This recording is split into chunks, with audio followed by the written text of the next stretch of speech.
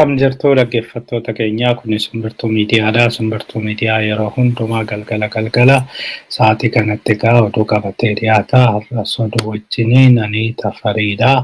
Oduu otoo isinitti hin himin dura ispoonsara keenyan isinitti himaa. Ispoonsarri keenya African Light Book and Coffee Shopidha. African Light Book and Coffee Shopin Minnesota St. Paulitti argama. Hojiin keenya kitaaba gurguruudha. Kitaaba gaggaarii, kitaaba bebbeekamaa fi jaalatamaa qabna. Kitaaba Nala Buna qabna. Bunni keenya buna Odaa Kaaffii, buna Jimmaa, buna Gujii, buna Arsii akkasumas buna Harargeeti. Buna kana akka bittanii namtaan isin gaafannaa. Buna kana dheedhii, akaamaa, daakamaa, poodii fi instaantii qabna. Kanaaf hundumaan iyyuu qopheessineerra. Kanas bitadhaa jennaa. Achi akaayii boqojjii qabna. Akaayii boqojjii akaayii baay'ee jaalatamaa fi filatamaa namni hedduun itti gammaduu fi bohaaru. Akaayii kanas akka ajajattan asumaan isin gaafannaa. Kanumaan egaa amma gara oduu keenyaa deemnaa. Oduu keenyaa irraatiin oolmaa Tigraay ilaallaa. Oolmaa Tigraayinii oolmaan Tigraay waraanni kaabaa akkuma itti fufetti jira. Waraanni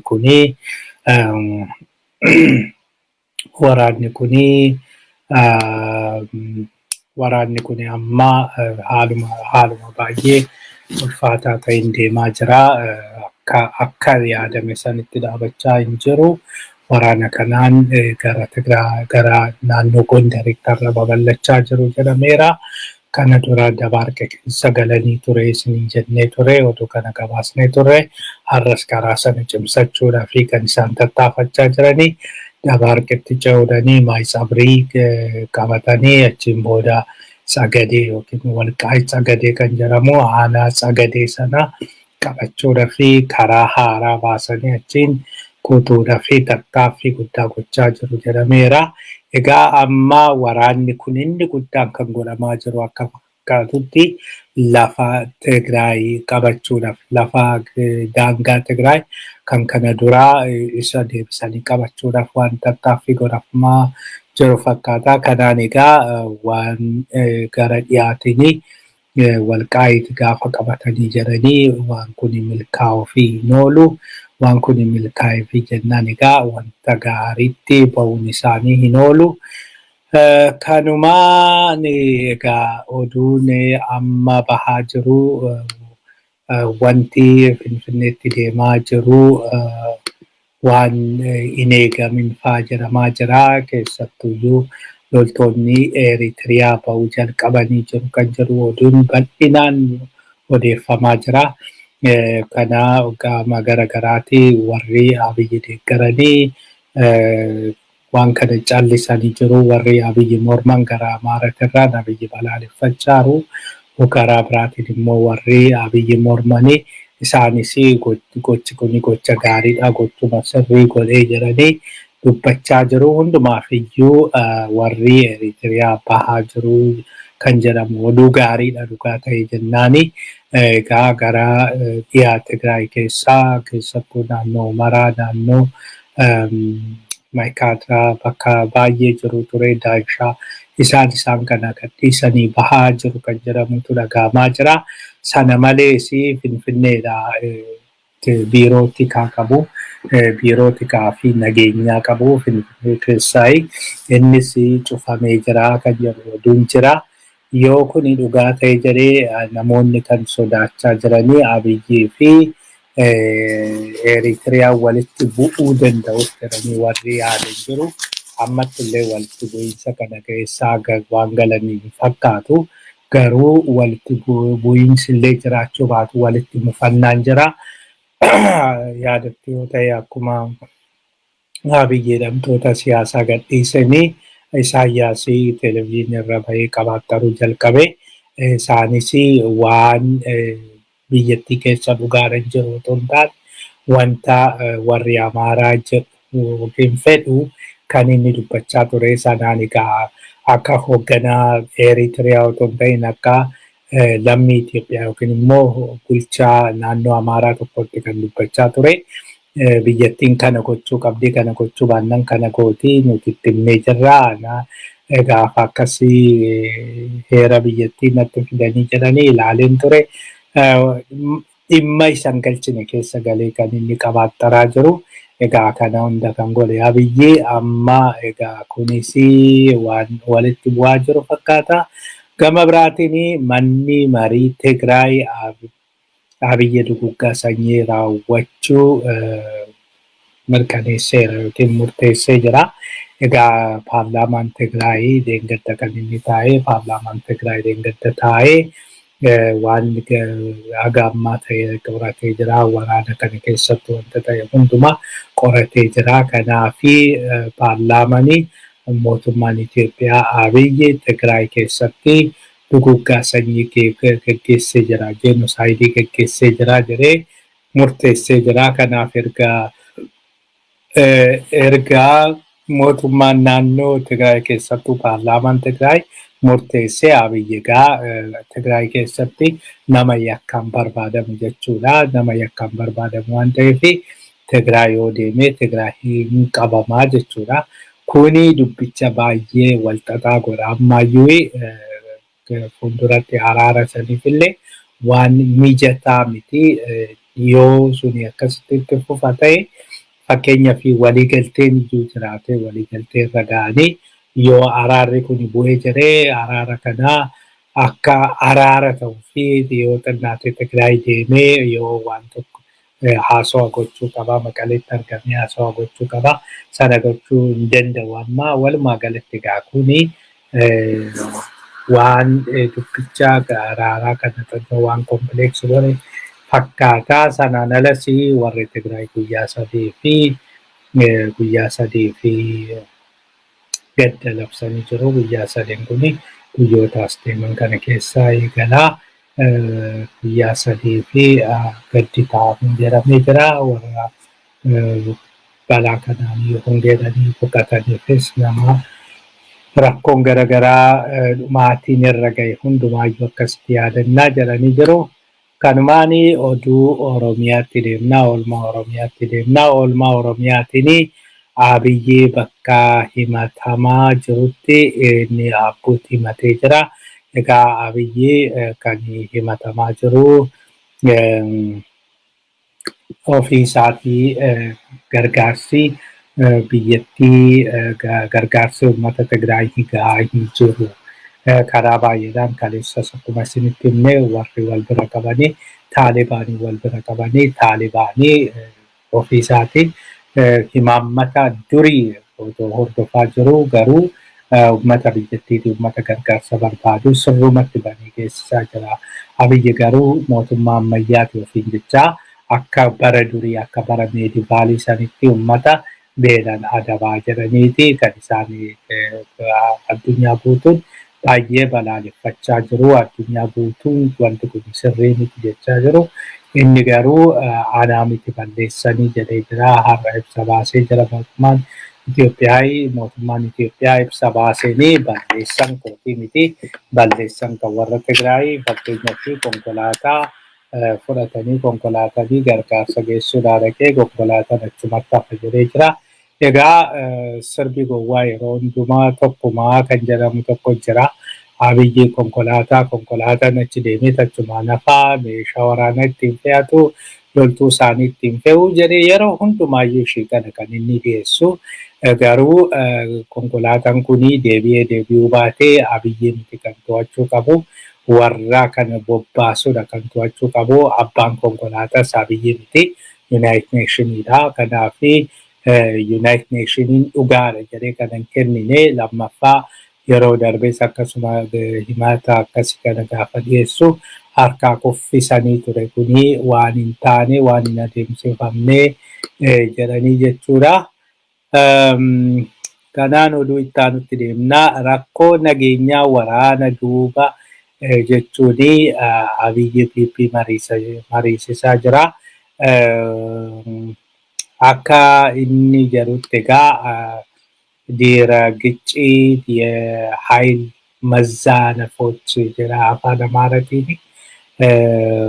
Dookumentiin isaa ammi tokko Dokumentiin akka hin baane jedhamee dhorkamee jira. Dokumentiin kun akka namni kamiyyuu hin baane jechuudhani Abiyyi nama hundumaa ministeera ta'e Dammaqaa Mokonnin ta'e nama kamiyyuu otoo waan kana otoo akka bilbila qabatanii akka seenan hin eeyyamamuu fi maaliif bilbila qabatanii yoo seenanii nu salphisuu jedhaniiti. ከናፊ በዘላቂ ድል ወደ ብልጽግና የዲረ ጦርነት መዛነፎችና ርምቶቹ ጀራ ከናፊ አማ አከሳን ጀረኒቲ ኩኒ ከኑቲ ዴማ ጅርቱ የሮ ከነተማ ሞዋኒ ጅራ achi waraana kanaan booda akkam ta'uu qabaa akkamitti wal jala daddarbuu kun yookiin immoo wal simachuu dhabuun kunii nu mudachuu danda'a jedhaniiti kan isaan yaadaa jiranii. Kan isaan nu mudachuu danda'a waan akkasii kun jedhanii qaama biraatirraa otoo hin ta'in amma kan rakkoo nageenyaa yaaddessaadha kan jedhanii yaadanii. Isaan lama tokko qaamni injifannoo kana saamuu barbaadu jira jedhu qaamni injifannoo kana saamuu barbaadu jira qaamni injifannoo kana saamuu barbaadu immoo obviously faannoodha faannoo ifatti faannoo jechuu baatanis faannoodha wantichi faannoon ammaan jalqabee adabamuu qabaa jechaa jiru gara biraatiin lafa jala lamatu socho'a gareen dargaggootaa kuni tokko faannoodha tokko የጎበዝ አለቃራ isaan lamaanitu socho'aa jira kan naannoo Amaaraatti garuu kan baay'ee beekame faannoodha. Faannoon injifannoon kan kooti anatu mo'ate anatu akkas godhee jedhee jira. Kanaafi isaan kana to'achuun barbaachisaadha jedhee jira. Dokumentii kanarratti akka nutti himanitti isaan kana to'achuun baay'ee barbaachisaadha. Isaan to'achuu hin dandeenyu taananii hunduratti rakkoo hamaan mudachuu danda'a jedhanii jiru. Egaa kanuma wajjiniin rakkoon biraa rakkoon nageenyaa rakkoo meeshaa akka malee gara biyyaa galeedha.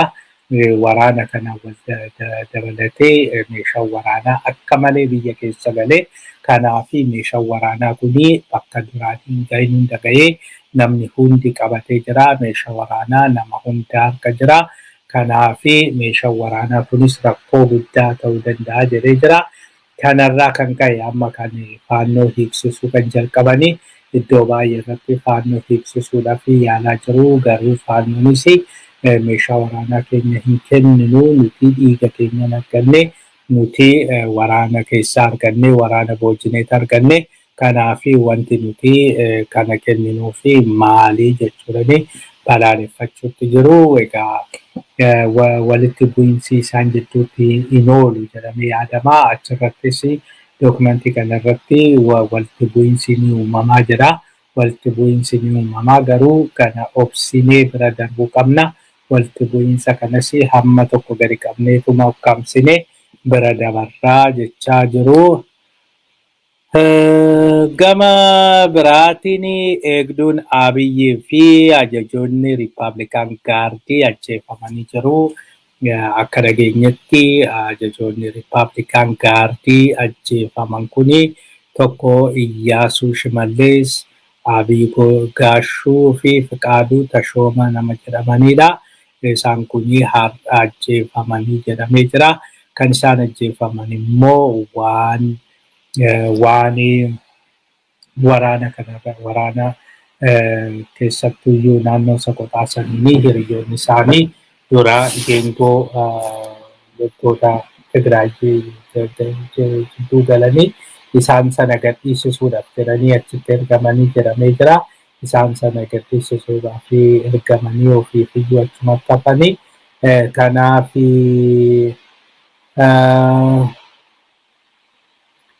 kanatu jira. Egaa kana duras Riippaabilikaan Gaardiin baay'een isaanii akkasuma iddoo baay'eetti wareegamaa turaniiru. Keessattuyyuu bakka baay'eetti mishiinii gurguddaa mishiinii baay'ee ulfaatatu kennamaafii ture. Iddoo dhaqaa kana godhaa jechaa turani. Sanaan alaa kan Abiyyi hoogganaa yaraadha jedhamee kaa'amee jira yookiin dubbatamee jira.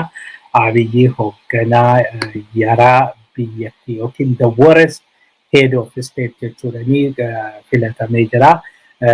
Abiyyi kan egaa qorannoo kana kan gaggeessanii Profeesaroota Noorwee fi Iskaandineeviyaati. Profeesaroonni kuni waraqaan isaanii biyya Noorwee jiraatu, waraqaan Deenmaark, Sweden kan jiraatanidha. Profeesaroota shanitu hooggantoota addunyaa akka qoratan jedhaniiti. Isaan keessaa nama 6tu darbe. Nama 6 sana keessaa Booris Yeltsin kan achi keessaa filannoodhaaf dhiyaatanii kan Kooriyaa Kim Un akkasumas Salmaan kan Saudi Arabiyaa sunis dorgommii keessa galee jira. Kan nama ajaa'ibu garuu kan Ingilizis kana keessa galuu isaati. Kan Ingilizis kana keessa galee kan Biraazilis kana keessa galee dhumarraa hundumaayyuu dikteetarii biyya lafaarra jiran hundaa caaluudhaanii Abiyyi tokkoffaa ta'ee filatameera. Egaa yaraa jechuudhanii the worst head of state jechuudhanii Abiyyi biyyoota addunyaa jiran keessaa liidarii biyyoota addunyaa gaggeessan keessaa isa dhumaati, isa yaraadha jedhameeti kan inni badhaafame yookiin immoo taayitilii argate. Kanumaan waan odduun tokko waan namoonni baay'een gaafachaa jiranii waa'ee Jawaar nu gaafachaa turanii waa'ee Jawaar irratti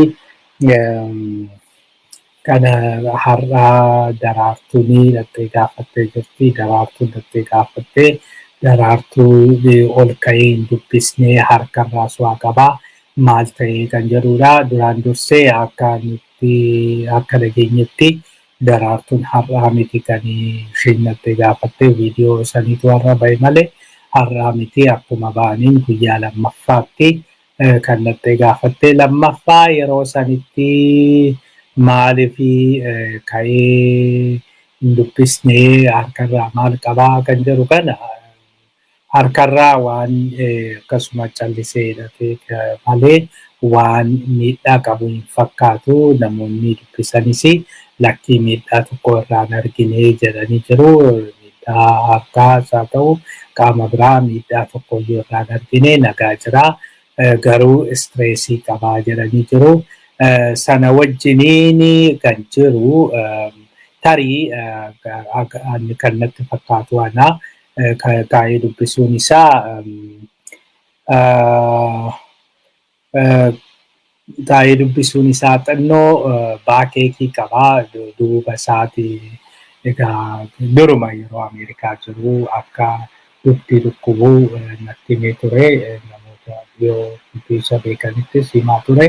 Kanaaf isuma sanitti tarii istireesii wajjin itti cimee meebii dhukkubuu danda'a dhibee dugdaayi. Kun immoo namoonni baay'een kan qabanidha. Keessattuu namni yeroo dheeraa taa'uu waan akkasii qaba. Egaa dubbii kan ka'ee waa'ee seenaa wayiin isinitti hima waa'ee dhukkubbii dugdaa kanarratti. Dhukkubbii dugdaa kana Hayilamaariyaam Dassaalenyiin qaba. Kanaaf Abiyyi gaafa aangoodhaa fi maraachaa aangoodhaa fi tattaafachaa hunduma walitti naqaa ture kan inni itti fayyadame tokko isa kana. Abiyyi maal godhee Hayilamaariyaam erga itti himeen booda keessattuu na kadhatan jedhee irratti kadhataniis ta'uu dideen booda maal godhaa Abiyyi ani teessoon si hojjisiisa. Teessoo keetu teessoo gaarii miti kanaaf rakkoo qaba. Teessoon si hojjisiisaa jedheeni teessoo hojjisiisee fi fida. Yeroo sana teessoon sun galuu dida. Maaliif namtichi waan biraa waan sagalee waraabu waan kaameeraa maali keessa kaa'ee yoo masaraa galchee Hayilamaariyaam mataa isaatti waraabuudhaaf jedhamee warri sakiriitii gaaga qoratanii dhiinsan dhufee maal jedhee torban lama akkas tura. Yeroo sanitti egaa Lammaa fi Hayilamaariyaam haala waliin hojjechaa jiru. Achi ejjittuu kan jiru immoo kan biiroo Hayilamaariyaam kan hoogganaa ture Uunnatuu Bilaattati. Achi ammaa booddee jara walitti naquudhaaf jechuudha. Duraan dursee Hayilamaariyaamiin ani teessoo si hojjisiisee kunooti ambaasaaddar Uunatuun sii galchuu dide jiraani. Achi Hayilamaariyaam dhaqee itti dheekkamne jennaan Uunatuudhaan immoo Hayilamaariyaam waa'ee kee gaarii natti himu maalinni jedhaani. Achiin booda isaanii lama walitti buusuu ta'anii booddee wal qoratanii wal amansiisuu. Dubbiin kan jiru iddoo sana otoo hin ta'in egaa yeroo sana Hayilamaariyaamitti garmalee michee ture. Hayilamaariyaamitti garmalee micheen maal jedhaani Hayilamaariyaamii dursee Hayilamaariyaamiin dura Lammaa fi Hayilamaariyaam akka baay'ee walitti dhufan hin beeka. Kanaaf Geetachoo Asaffaa bira dhaqeeti Lammaa fi Hayilamaariyaam mari'atanii siidhuu barbaadu jedhan Geetachoo Asaffaatiin. Yeroo sanitti egaa warra Tigraay wajjiniin walitti dhufeenya guddaa qabaa biyyee isaan biraa deeggarsa dhabuu hin barbaadu. Kanammoo kan hubachuu dandeessan gaafa labsiin yeroo lammaffaatiif bahu hin dhandhe. Maaliif har'a qabsaadha jedhee har'a warra Tigraay waggaa 27 akkas godhanii maalii guyyaa gaafa sanii guyyaa dhiirummaan isaa guyyaa jagnummaan isaa itti mul'atu sana paarlaamaan dhandhe. Har'a Affaar deemee maalii deemee oduu biraatis gaafa sana gaafa rakkoo sana achitti argamee ani nan morma waan kana hin jenne gaafa abbaa duulaa dogoggorsiisan sana jechuudha. Hundumaafiyyuu egaa Abiyyi yeroo sanitti wanti isinitti barbaannu hanga dhaqee aangoo qabatutti warra Tigraay wajjiniin walitti dhufeenya gaarii qabaatu. Warra Tigraay TPLF wajjiniin Lammaa fa'aan walitti mufatanii Lammaa jibbaa turan yeroo sanitti isaan. Hundumaafiyyuu egaa Geetachoo Asaffaa bira dhaqeeti Lammaa fi Hayilamaariyaam mari'atanii jiru, muuxumuranii jiru. Si qabuudhaa fi ati hidhamuudhaa fi dhumee jira. Keessa immoo odeeffamaa ture yeroo sanii riifoormii jedhame riifoormii suni riifoormii kan jedhame sana keessa riifoormiin tokko isaan kana hidhuudha. Achi yeroo kana Geetachoo Asaffaa aareeti namoota kaan wajjiniin ta'uudhaanii warra kibbaa walitti qabee mari'achiisee achiin booda otoo isin maal hojjettanii biyyattiin kan akkas ta'aa jirtu jechuudhaanii booddee Hayilamaariyaam nu ganee jira. Hayilamaariyaamii waan biyyattiin barbaadu gochaa hin jiru. Kanaaf warri kibbaa walitti qabamaa ta'u dhaabni Diyeedin walitti qabamaa ta'u Hayilamaariyaam aangoorraa kaasatoo Shifarraa Shugguxee achirra kaa'aa jedha. Eega kana jedheen booda Abiyyi kana argatee icciitiin addaan argattee jedheet icciitii kana fuudhee Hayilamaariyaamitti kenna. Kunooti ilaalii Geetachoo Asaffaa Shifarraa Shugguxee wajjiniin walii galuudhaanii si aangoorraa kaasuu beera.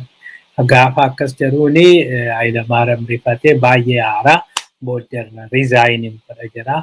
Gaafa riizaayiniin godha jedhee ofumaa isaatiin riizaayin godhu Abiyyiif balballi banamee jechuudha. Kanaan duddi dhukkubee sanaan seeneeti kana hunda hojjetee achiin booda egaa kan hafe Lammaa irratti ijaaruudha.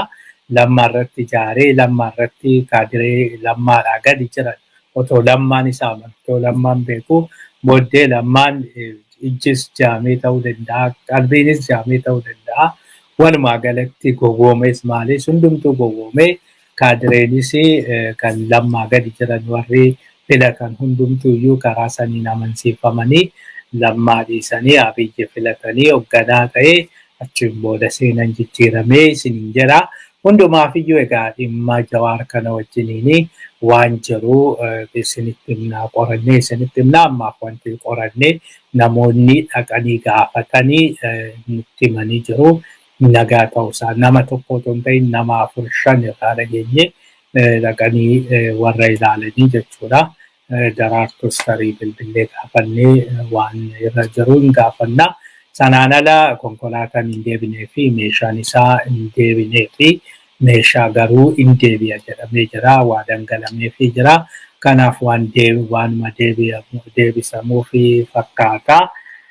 Kanatu jira oduuni kanaayi kanumaan gara ittaanutti deemnaa oduun ittaanu Nobel Komiteenii dhaabbiyyee balaaleffatee jira. Egaa Nobel Komiteenii yookiin Komiteen Nobel kana duraa afaan Oromootiin akkasiidha. Komiteen Nobel jedhama. Kana duraa takka balaaleffatee hin beeku. Yeroo baay'ee maaliif balaaleffachuu didee maaliif harkarra qabaa namichi kuni maqaa Nobel Prize balleessee jira gaafa jedhamu waan tokko hin dubbanne amma garuu gadi ba'anii balaaleffatu.